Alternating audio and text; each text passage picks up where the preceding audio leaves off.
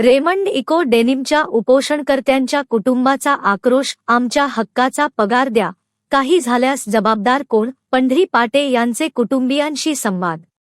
Raymond eco denim private लिमिटेडमधील कामगारांच्या प्रलंबित वेतन वाढीसाठी आणि इतर न्याय मागण्यांसाठी सुरू असलेले आमरण उपोषण आता 3ऱ्या दिवसात प्रवेशले आहे.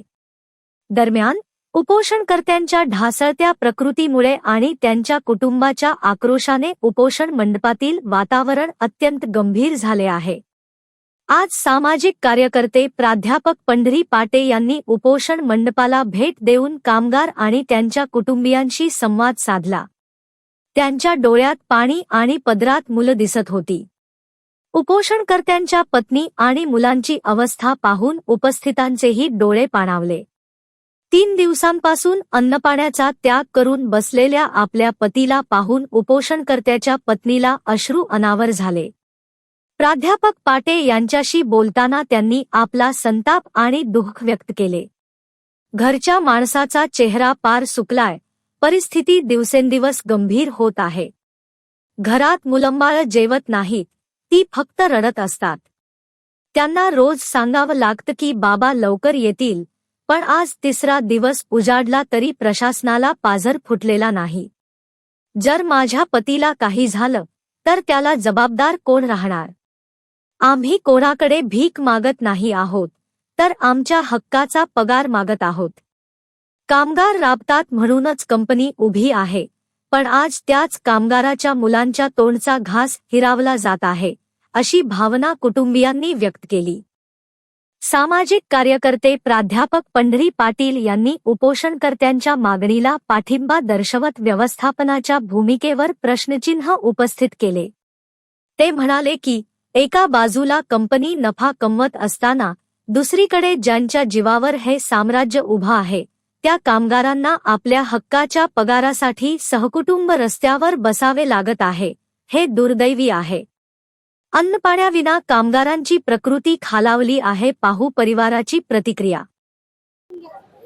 मित्रांनो नमस्कार. प्राध्यापक पंढरी पाटे या ठिकाणी Raymond eco denim private limited कंपनीचे सर्व कर्मचारी गेल्या 3 दिवसापासून या ठिकाणी अन्न त्यागासह आमरण उपोषणासाठी बसलेले आहेत. आपण या ठिकाणी पाहू शकता प्रचंड गर्दी या ठिकाणी आपल्याला पाहायला मिळते. हा कामगारांचा प्रश्न आहे. हे सर्व कामगार त्यांच्या न्यायाच्या हक्काच्या लढ्यासाठी या ठिकाणी बसलेले आहेत. माझ्यासोबत कामगारांच्या परिवारातील त्यांच्या सहचार्यांनी सुद्धा या ठिकाणी आहेत. आपल्या कुटुंबाचा आधार गेल्यानंतर काय परिस्थिती कुटुंबावरती होते आणि काय काय वेगळ्या कंडिशन्स आपल्या कुटुंबावरती लादल्या जातात, या संदर्भाने माझ्यासोबत बोलण्यासाठी या महिला आहेत. माऊली, काय सांगाल, काय परिस्थिती आहे? माणसाच्या चेहऱ्याकडे पाहून नाही होत आहे मला. बरोबर. खूप गंभीर परिस्थिती आहे आमची. पाहणं म्हटलं म्हणजे लेकरं येते, भेटून जाते, लेकर घरी जेवण करून नाही राहिले बरोबर, वडिलाकडे पाहते, डोळ्यात पाणी काढते. आपण किती सांभाळून घेणार आहोत घर? हा, दुःख आहे, खूप दुःख आहे याची. त्यांना जराशी जाण असली पाहिजे. त्यांच्या असायलाच पाहिजे, घ्यायला पाहिजे त्यांनी दखल आमची वाली. हे समजायला पाहिजे त्यांना. 2 मुलं आहे मला. हो, लहान मुलगा आहे. इतकं बापाला आठवण करते का खूप. मग रात्र झोपत नाही आले. आपला बाप उपोषणाला बसल्यानंतर कुटुंबावरती काय परिस्थिती असते याची वेदना आम्हाला पण आहे. आम्ही सुद्धा शेतकऱ्यांसाठी काम करतो. माऊली, आपण फार भावनिक झालात. काय सांगा? रडू नका माऊली, रडू नका. तुम्ही बोललं पाहिजे. आपल्याला हिंमत द्यायची आहे त्यांना. तुम्ही रडू नका. आपण बोललं पाहिजे. हा आपला लढा आहे. आपण या ठिकाणी आपल्या लढ्यासाठी या ठिकाणी एकसंघपणे उभं झालेलो आहोत. लढू नका. काय म्हणाल या कंपनी प्रशासनाच्या विरोधात? हे सर्व लोक या ठिकाणी उपोषणासाठी बसलेले आहेत. 3रा दिवस आहे. पोटात अन्न नाहीये, साधा कण सुद्धा नाहीये. मी समजू शकतो तुमच्या सगळ्या भावना. काय सांगा? 2 मुलं आहेत. माझी मुलगी CA करत आहे चार्टर्ड आणि मुलगा छोटा आहे. संध्याकाळ झाले की मुलं वाट पाहते की बाबा कधी येणार. आज जर त्यांना काही झालं तर मॅनेजमेंट जबाबदार घेईल का? बरोबर. त्यांचा जर मृत्यू झाला तर कोण कुटुंबाकडे लक्ष कोण? आमची मागण्या मोठ्या नाहीच आहे ना. हं? 3 दिवस झाले 3 उपोषण दिवस सुरू झाले आहे. उपोषण सुरू हे आहे. त्यांच्या पोटात अन्न नाही, पाणी नाही, काहीच नाही. त्यांची कंडिशन कशी असेल? घरच्या बाईंना करमणार का घरी त्यांची अशी व्यवस्था बघून? यांना जबाबदार कोण राहील? मॅनेजमेंट हा? अन्न जाईल का? आम्ही नाही कालपासून घ्यावं वाटत आहे. जेवणाची इच्छा सुद्धा नाही इच्छा सुद्धा होत नाही जेवणाची. मग लेकरं जबरदस्तीने जेवण करायला लावत आहे. बाप घरी नसणं याची सर्वाधिक जास्त दुःख त्याच्या लेकराला आई-वडील वाट पाहत राहते की मुलगा कधी येईल माझा, जेवला का, पाणी पिला का, ते हे करत राहतात. हं? ते बीपी शुगरचे पेशंट असतात. हं? त्यांनाही वाटते आपला मुलगा दिसला पाहिजे, हे झालं त्यांनाही पाहिजे. काळजी आहे ना हं, काळजी मुलाची, वाटते. स्वतःच्या मुलाची. घरची परिस्थिती म्हणजे आमचा मुलगा 12वीला आहे, त्याची एक्झाम सुरू आहे, त्याला एकट्याला ठेवून आम्हाला इथे येऊन बसावं लागत आहे. हे आमची बिकट परिस्थिती आहे.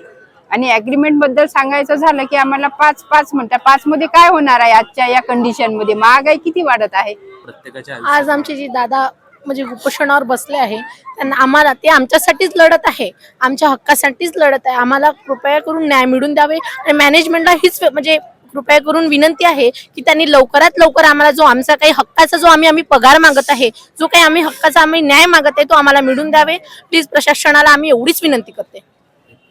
आज आमचे 9 लोक इथे बसले आहे, भाऊ लोक. आज त्यांच्याकडे बघवत नाही आम्हाला, प्रत्यक्ष डोळ्यात आमच्या अश्रू येत आहे. आणि हे एवढे जे बसले आहे हे एक शोकांतिका आहे. आणि आमचे छोटे मुलं इथे सगळे जण वाट बघत असते का पप्पा कधी येणार, पप्पा कधी येणार. आज सासू सासरे घरात आहे, आम्हाला सगळे इथे यावं लागत आहे. जे प्रचंड दुःख आणि वेदना घेऊन ही सर्व लोक या ठिकाणी बसलेली आहेत. प्रत्येकाच्या डोळ्यात अश्रू आहेत. सरकारला चिंता नाहीये. आमची एवढीच विनंती आहे का आम्ही जे आहे हक्काचं आहे, बस जास्त काहीच देऊ नका तुम्ही. जे आहे आमच्या हक्काचं आहे आणि कर्मचारी आहे म्हणून तुमची कंपनी आहे. आणि तुमचंही वाढलं असेल 5 वर्षात, जर तुमचं तेवढंच असेल तर ठीक आहे, वर्कर तेवढे ऍडजस्ट करू शकतात. तुमचंही वाढलं असेल ना. त्यांच्या पगाराच्या बदला आमचा पगार कमीच आहे ना. 30,000 काय होते सर? इंजिनिअरिंगची फी, नीटची फी. आणि महागाई खूप वाढलेली आहे. विशेष म्हणजे महागाई खूप वाढलेली आहे. मी सरकारला या माध्यमातून विनंती करतो, कंपनी प्रशासनाला सुद्धा विनंती करतो. प्रचंड दुःख आहे, वेदना आहेत. ह्या शब्दात व्यक्त करणं फार कठीण आहे. ही लोक यांच्या हक्काचं मागतायत, बाहेरचं काहीच मागत नाहीत. पगारवाढ यांच्या हक्काची नाही, कुणाच्या बापाची. हीच एक रास्त मागणी घेऊन ही सर्व मंडळी गेल्या 3 दिवसापासून या ठिकाणी उपोषणास बसलेली आहेत. मी या माध्यमातून कंपनी प्रशासन असेल, राज्य सरकार असेल, केंद्र सरकार असेल यांना विनंती करतो की तात्काळ आणि सर्व लिगली आहे सर. तुम्ही ते 9 जणांना का बरं निलंबित केलेलं आहे? आम्ही सर्व म्हणजे अनलिगली काहीच नाही आहे यामध्ये. ते जे उपोषण करत आहे ते सर्व स्वतःच्या हक्कासाठी लढत आहे.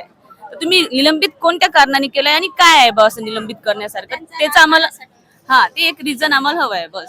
आणि कंपनीच्या उत्पन्नात वाढ होऊ नये, आमचं पेमेंट वाढून देत नाही आहे. कोरोना काळात कंपनी चालवली आमच्या घरच्या लोकांनी सर्वांनी. आणि जेव्हा मंदी आली होती कंपनीवर तेव्हा पण आमच्या कामगार वर्गाने सहकार्य केलं. कमी पेमेंट.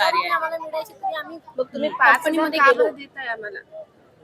आमची मॅनेजमेंटला एवढीच विनंती ही सर्व मागण्या घेऊन या ठिकाणी सर्व मंडळी या ठिकाणी बसलेले. आपण पाहू शकता प्रचंड गर्दी आहे. जवळपास 1785 कर्मचारी या ठिकाणी Raymond Denim UCO private limited ही ब्रिटिशकालीन कंपनी आपल्या यवतमाळ डिस्ट्रिक्टमध्ये फॉर्म झाली होती. विनंती करतो यांच्या हक्काच्या न्यायाच्या मागणीला आपण साथ द्यावी, एवढीच विनंती या माध्यमातून करतो. पंढरी पाटील. हिंदी मराठी